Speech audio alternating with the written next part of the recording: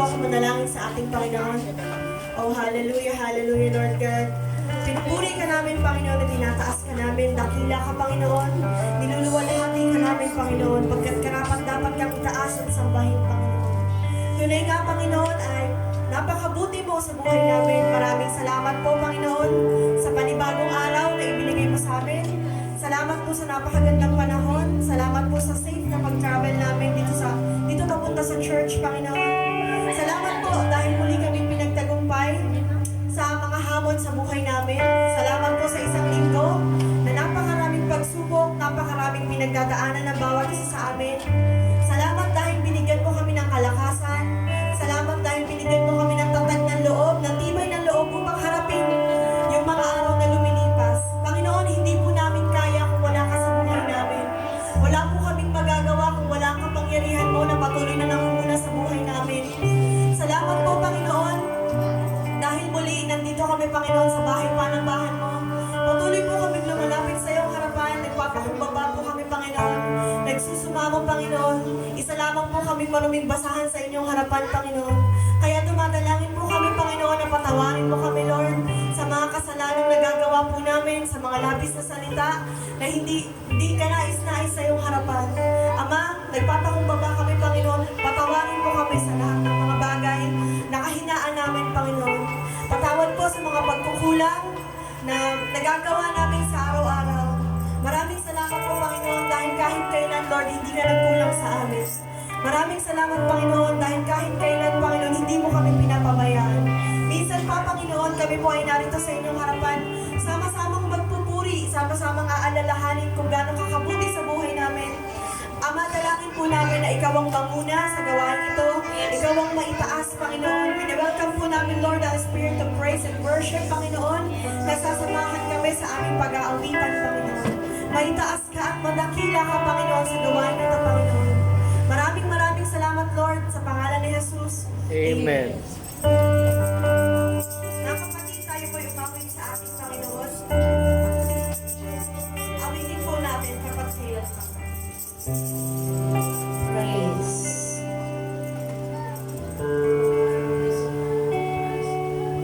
Sa Panginoong Jesus, ako'y nagtitiwala sa biyaya niya habang buhay ko ay may kalinga sa pagsukat lumbay. Naroon siya'y tumatambay, ang Panginoon'y tapat, kailanman minsan pa sa Panginoong Jesus. Ako'y nagtitiwala, biyaya niyan habang buhay ko ay may kalinga sa pagsukat lumbay. Naroon siya't dumarangay, ang Panginoo'y tapat, kailanman. Biyaya niyan habang sa buhay ko'y sapat, di man karapat-dapat, ako ay naligtas. Pangako niya'y di nag-iiba, di tulad ng iba. Ang Panginoo'y tapat, kailanman. Ika'y naglalamig, wala kang malapitan, para bang daigdig sa'yo'y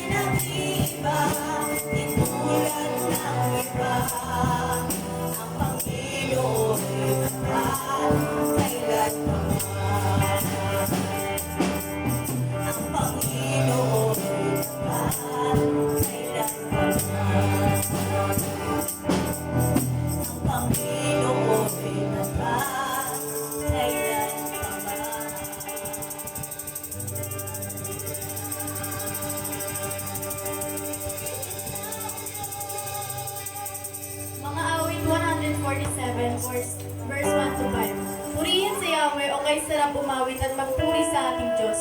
Ang magpuri sa kanya'y tunay na kalulugod. Ang lungsod ng Jerusalem muli niyang ibabalik sa kanyang mga lingkod na natapon at nalupig. At ang mga pusong wasak ay kanya ring lulunasan, ang natamunak nilang sugat ay bibigyang kagalingan. Alam niya't natitiyak ang bilang ng mga bituin, isa-isang tinatawag sa pangalay itinuring. Si Yahweh na ating Diyos ay dakila at malakas, taglay niyang karunungan hindi masusukat. Purihin po natin ang pagbabasa ng salita. Ayan, amen mga kapatid. Tingnan nyo, kilala ng Panginoon ang bawat bituin. Tayo ba kayang mga tao na nilikha niya sa wangis niya? Naniniwala ba kayo mga kapatid? Amen! Alam ng Panginoon kung anong pinagdadaanan mo ngayon. Alam ng Panginoon kung anong pinagdadaanan natin. Kaya ngayon, isuko natin lahat sa Panginoon dahil siya ay may magagawa sa buhay natin. Mga kapatid, tayo po yung mawit sa ating Panginoon. Awitin po natin sa pagnahigit pa.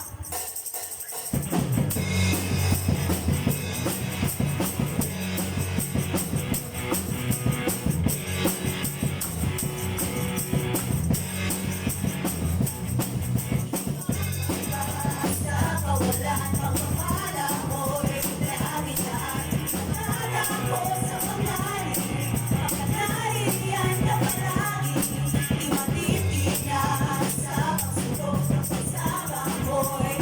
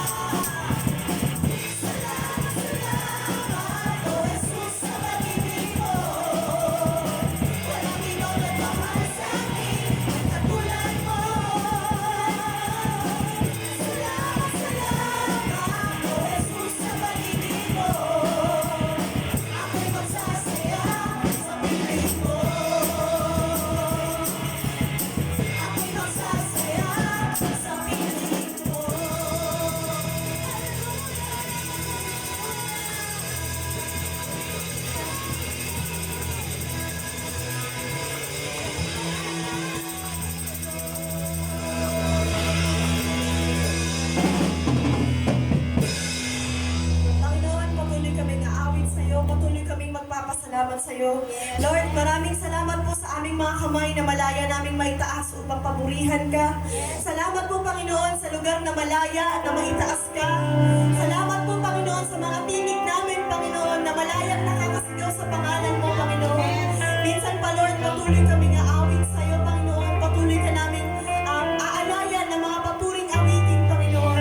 Pagkat mabuti ka, Panginoon, at sa iyo namin inaalay ang buong pagkatao namin, ang puso't isipan namin, Panginoon, dahil wala po kaming ibang maihahandog sa iyo, Panginoon, na pasasalamat kung hindi ang mga sarili lang namin, Panginoon. Lord, maraming salamat po. Alam mo, Lord, ang nararamdaman ng bawat isa sa amin, mga bigat, pagsubok, Panginoon. Dalangin po namin na sa pag-aawitan namin, Panginoon, ay magkaroon kami ng kagaanan, Panginoon. Dahil wala po kaming dapat ibang bigyan ng time ngayon, Panginoon, kung hindi ikaw lamang. Isinusuko po namin lahat ng kahinaan namin, Panginoon. Dahil hindi po namin kaya, Lord, kung wala ka sa buhay namin. Hallelujah, hallelujah, Lord God. Patuloy kami aawit, Panginoon. Salamat po, Panginoon, sa pangalan ni Jesus. Amen. Mga kapatid, tayo po ay patuloy na umawit sa ating Panginoon. Awitin po natin, pupurihin ka sa awit. Hallelujah.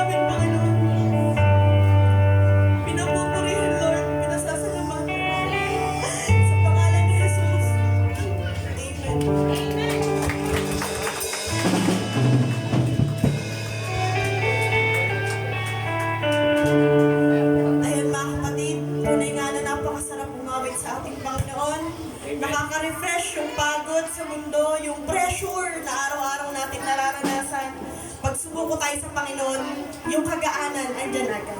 Kaya mga kapatid, ngayon naman po ay magkamayan tayo, magkawayan tayo, magkamustahan tayo.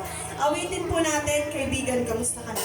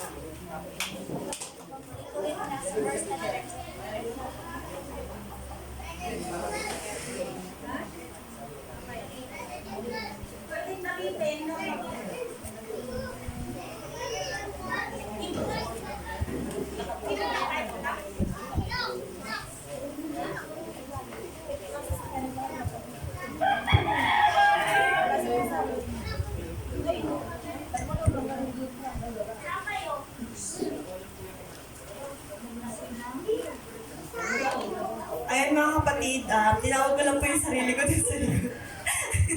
Ayun, purihin ng Panginoon. Ako'y nagagalak mga kapatid na muli kayo makasama dahil nararamdaman ko na hindi lang ako yung pinagpapala ng Panginoon. Amen po ba? Amen. Bawat isa sa atin dahil nagtagumpay tayo muli. Mga kapatid, napakasarap na magpuri sa ating Panginoon. Amen po ba? Amen. Napagod po ba kayo? Akala ko may sasabihin. So, ayun po, tayo po ay patuloy na magpalakasan sa pamamagitan po ng pag-share ng verse na meron tayo ngayon dito sa Hebrew, chapter 12, chapter 12, 5-6, ayun. Nalimutan na ba ninyo ang panawagan ng Diyos sa inyo bilang mga anak niya?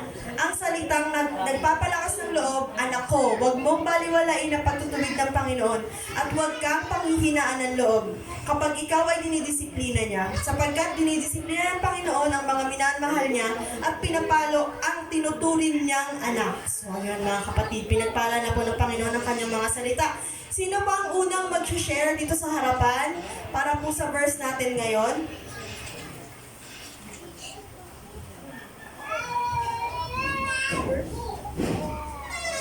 Hindi ko nalagay. Ayun, sorry po.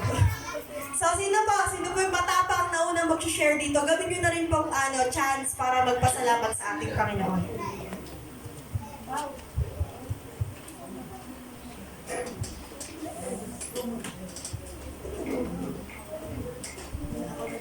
Ako na din daw po, tinawag ko din po yung sarili ko dito sa gilid. So, ito po, ang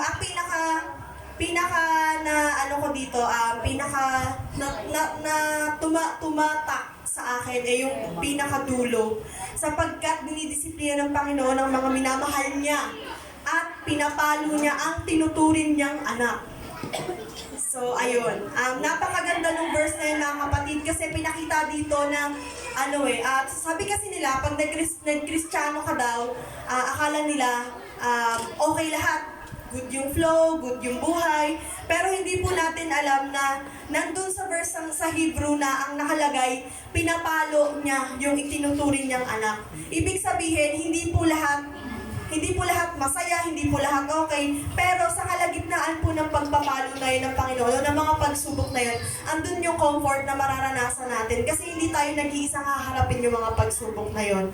Tapos ang sarap malaman na itinuturing niya tayong anak sa pamamagitan ng pagbibigay niya sa atin ng mga pagsubok na yun, mga kapatid. Kaya, if ever pong nakakaranas tayo ng mga pagsubok, tulad ng pagsubok bilang nanay sa araw-araw na pagharap ng mga buhay natin, pagmulat pa lang, iisipin mo na yung dapat mong gawin sa buong araw. Almusal ni anak, damit ng anak, labahan, sampayin, hugasin.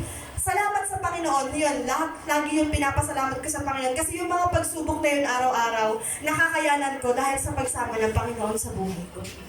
Kaya ayun po, sa Diyos po ang mataas na papurit pagsamba. Sino pa po? Hebrew, nasa banaba. Hindi, sinend pala sa banaba.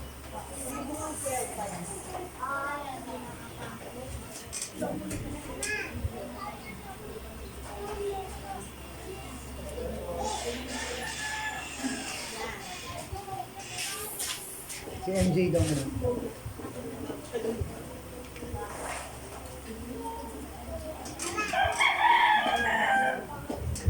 Ayun nga po. So, for me po, yung understanding ko po dito sa awa po ng Diyos, yung katulad po ng mga magulang natin, yung si God ay ganun din po yung turing niya sa atin. Yung mga magulang po, pag mahal niya yung anak niya, ay tinutuwid niya. Yung mga pagpapalo na yun ay way niya to express His love kasi ayaw niyang mapahamak yung kanyang maanak.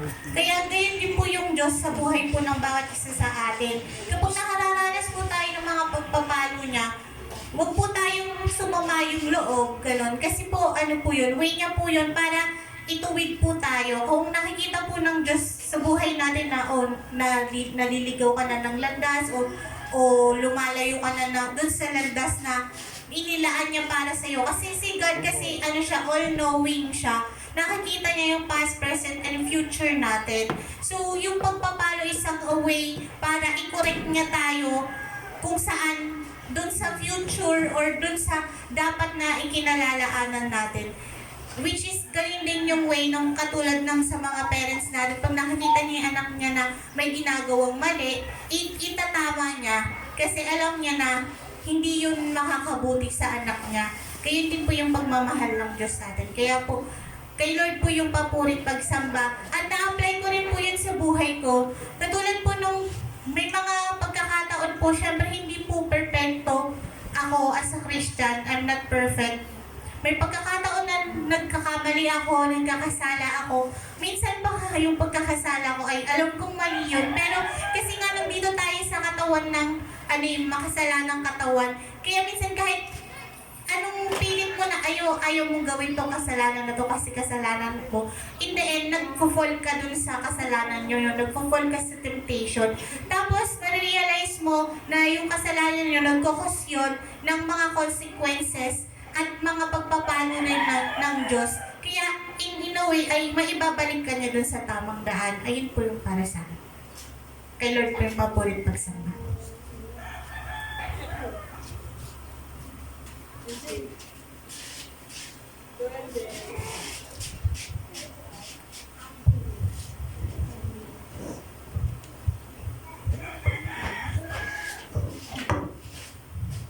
Ang pagkakaunawa ko po dito sa verse na to is parang kay Ate C po, na ang Diyos, siya, magulang natin siya, ayaw niyang malihis tayo ng landas, kaya pag nakikita niyang wala tayo sa tamang landas, binibigyan niya tayo ng mga pagsubok or challenges or pagpapalo na para maituwid niya tayo.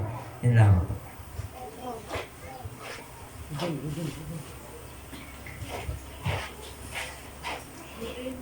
Bro, kaya mo yan din.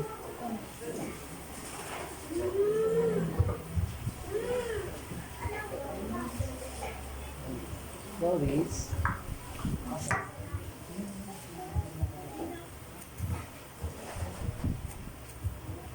Ba't wala ba rito? Hindi mo nalagay.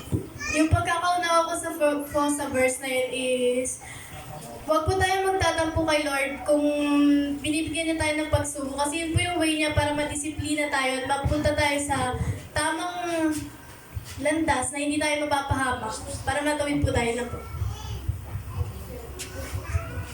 Sino na? Tone. Lipat mo dito.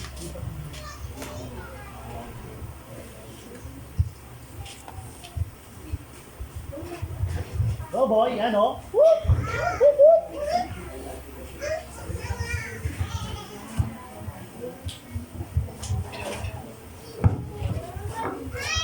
Pagkakaunawa ko dito sa verse na to ay mahal tayo ng Sa'yo na. Sa disiplina ng Panginoon. Parang makuha. yung pagdidisiplina sa atin ng Panginoon na kahit anong pagsubok, kakayanin mo yan dahil malalampasan mo, nandyan siya. Yun lang. Para si Daboy. Sino ba? Ayun, si Tito. Jesse, ako na pala.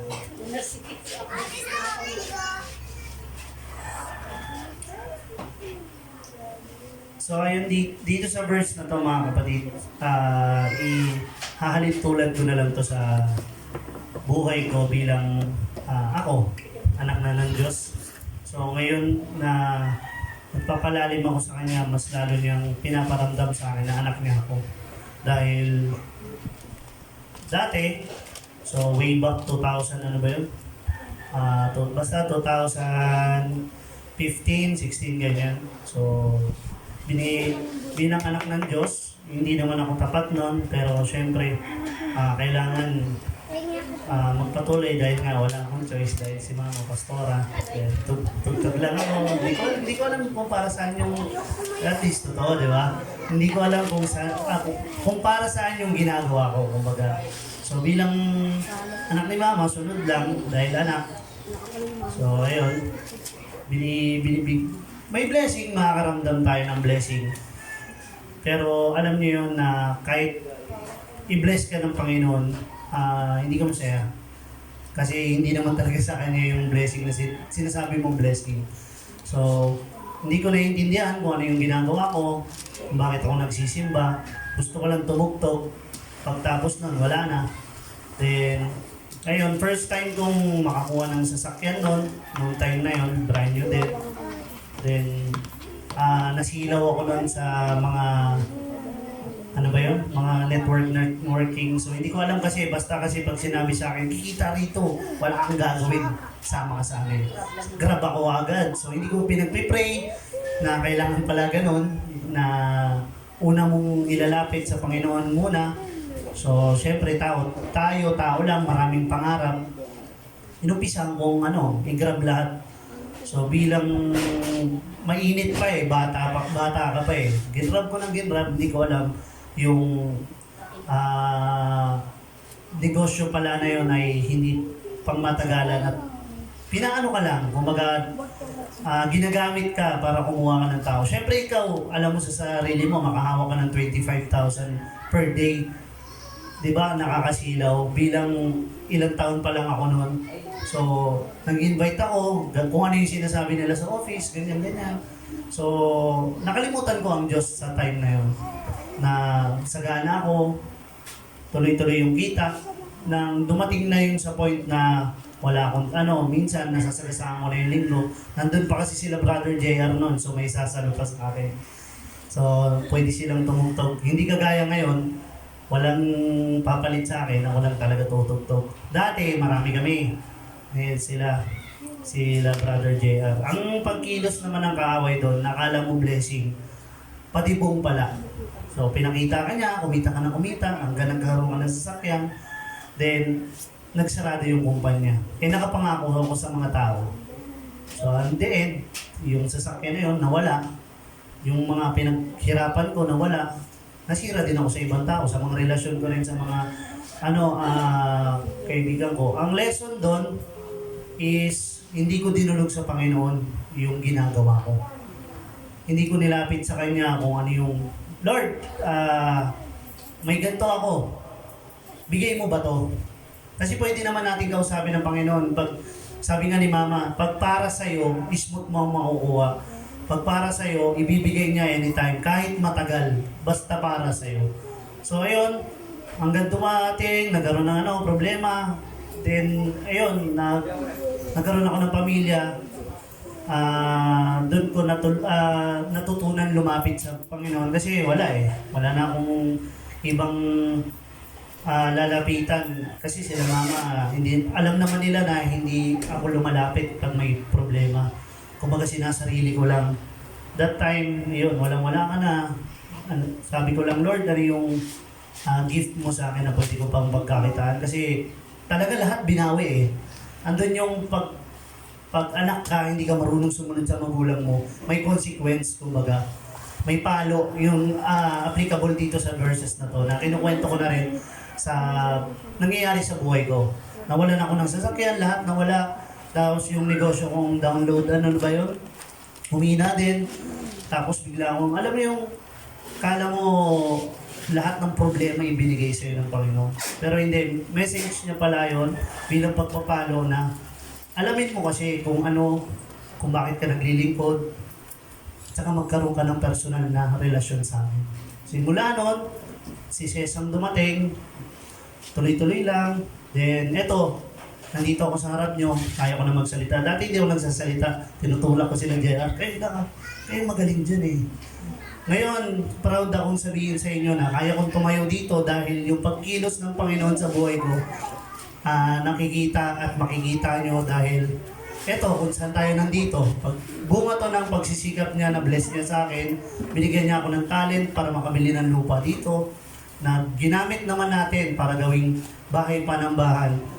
Then lahat ng failure ko noon, binigyan niya muna ako, di ba? Nag-jump start kasi ako agad Binigyan ako ng brand new na hindi pala, bigay pala ni Satanas kasi nga patibong lang dahil inakit niya ako sa mundo, kumbaga. Hanggang nawala, ngayon, binigyan niya ako ng second hand, nag-start ka ulit sa second hand. Mag-start ka dito, bulok-bulok, di ba? Hanggang tuloy-tuloy, then praise God dahil ayun na siya ngayon. Sa Diyos ang papuri dahil hindi ko makukuha yung sasakyan ng pamilya namin kundi dahil sa pagsunod na ginagawa ko sa Panginoon. Pagsunod din sa mga magulang ko kasi kung may galit ako sa mga kung tutusin, kung usapang pangarap, unahin ko pangarap ko, di ba? Pero hindi habang nandito tayo sa lupa, alam natin dapat kung saan tayo o bakit tayo kumakayod, kung bakit tayo nandito sa church na to, dapat alam natin upang sundin kung ano yung kalooban ng Panginoon, then sundin din natin yung mga magulang natin. Masaya ako dahil naibigay na yung pangarap. Laging salita lang to dati Sana magkabahan tayo, sana ganito. Sabi ko, matagal pa yun. Kasi hindi pa ibibigay ni Lord, meron pa tayo. Pero sabi ko nga, di ba, pag para sa'yo, ibibigay ng Diyos sa'yo. Pag ready ka na. So sa Diyos ang papuri dahil smooth. Nakuha namin, nagawa ko pa nga ng vlog Dahil tumakas kami nung ginawa namin yan. Then, hindi yan ibibigay ng Panginoon sa amin nang wala siyang purpose. Kaya sa Diyos ang papuri.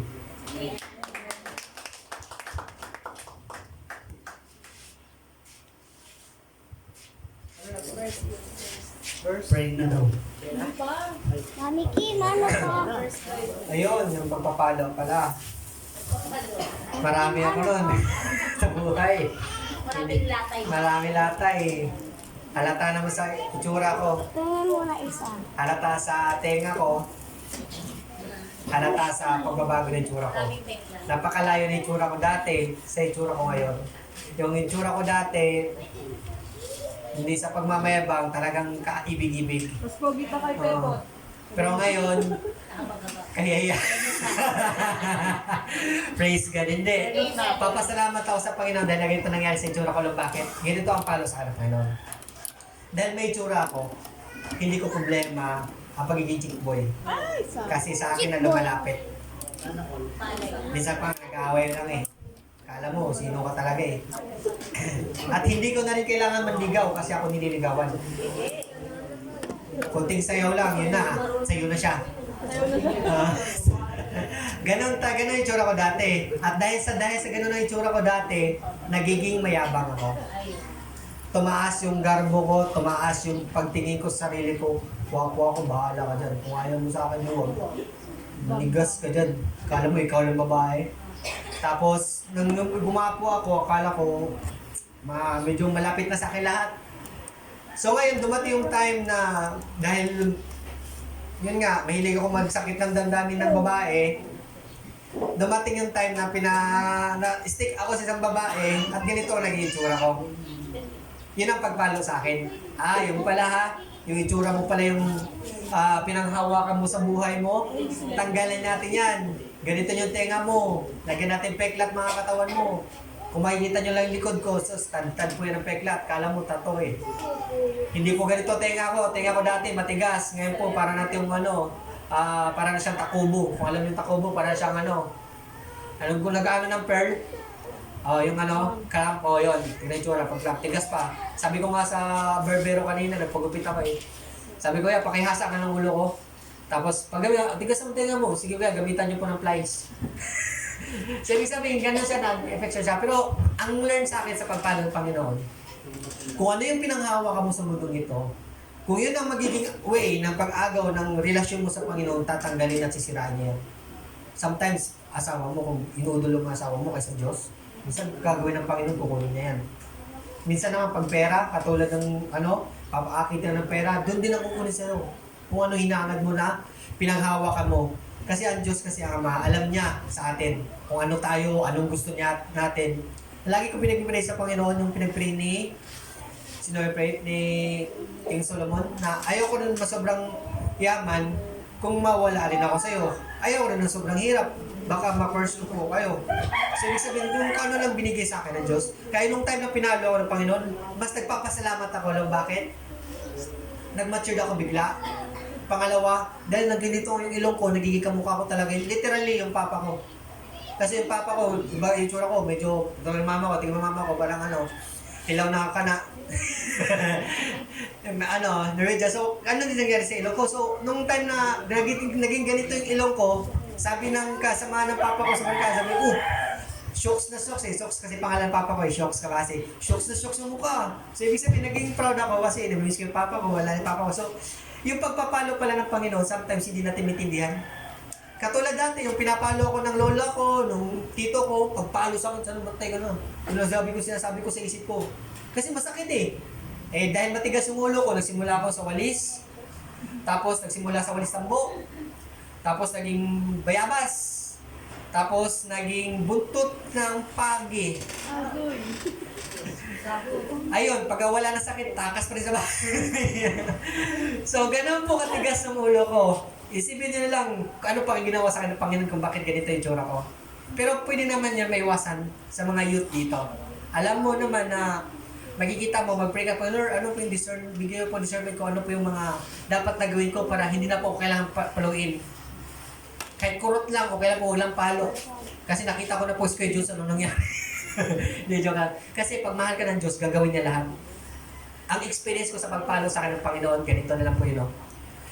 Spalto, bubog, tamtax, pako, ano-ano bang mga tutulis at ginanon yung buhay ko sa daan para matuto lang ako sa buhay dahil sobrang tigas ang ulo ko. Ganun po katigas yung ulo ko. Pero ginawa ng Diyos yun para mas lalong nakilala ko siya at lumalim ako sa Kanya at naintindihan ko yung pag-ibig niya. Dati nagwawala ako. Ito pa ako, Lord, bakit ganito nangyari sa buhay ko? Broken family ako. Wala pa mama ko, himalay sila, may ibang pamilya. Hindi ko maintindihan. Pero sabi ko, dalawang nakita ang diyan ko. Inalaw ng Panginoon yun para mas lalong makilala at sa Kanya ako makakadepende. Pasalamat tayo na nandito tayo ngayon sa church. Pasalamat tayo na pinapalo tayo. Sometimes hindi natin maintindihan sa ngayon. Inis ka, oo, inis. Pero pagkatapos inis, katulad ng pagpano sa kanila ni Pao at saka ni Kim sa mga anak nila, o bakit kita pinalo? Anong kasalanan mo? So yun ang marirealize natin pag pinapalo tayo, isipin natin kung bakit tayo pinalo. Bakit ganito nangyari sa family natin? Bakit naging ganito yung financial ko? Bakit ganito ang nangyari sa every time may problema ako? So, yun lang po. Yun lang po yung naiintindihan ko at na-experience ko sa message po ng verse na yun. So, sino po yung next? Prayer ako. Sino sa ito ako. Turo na turo ba? Sige. Sige pa. Ulitin natin ngayon. Dapat